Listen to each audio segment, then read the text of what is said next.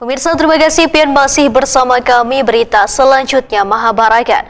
Pemerintah Kota Banjarmasin membagikan puluhan ribu bendera merah putih dan diserahkan secara simbolis kepada sejumlah pemangku kepentingan, mulai dari komunitas, organisasi hingga tingkat kecamatan dan kelurahan dalam giat apel di halaman Balai Kota Banjarmasin, Jalan R.E. Marta Dinata, Banjarmasin Tengah, besukan Senin 15 Juli 2024. Pemerintah Kota Banjarmasin membagikan puluhan ribu bendera merah putih yang diserahkan secara simbolis kepada sejumlah pemangku kepentingan mulai dari komunitas, organisasi, hingga tingkat kecamatan dan kelurahan dalam giat apel di halaman Balai Kota Banjarmasin Jalan R.E. Marta Dinata, Banjarmasin Tengah, besukan Senin 15 Juli 2024.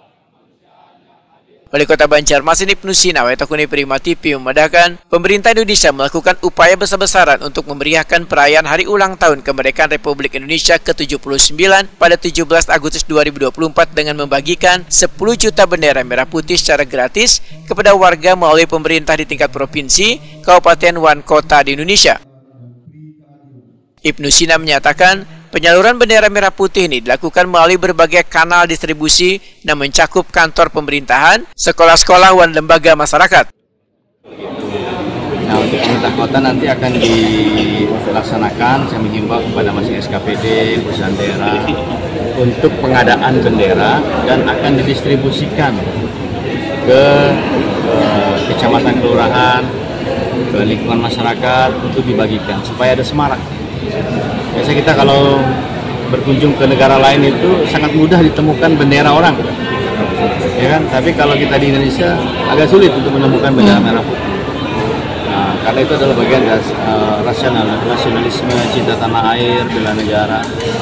Oleh karena itu diharapkan 1 bulan sebelum pelaksanaan 17 Agustus, dari bulan Juli itu sudah dilaksanakan gerakannya.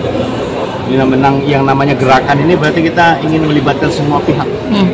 Jadi bukan kemudian dari pusat di dropping benderanya, dari pemerintah kota di dropping, enggak, kita coba ingin melibatkan. Himbauan kita laksanakan, kita lakukan, diharapkan suasana ini terbangun.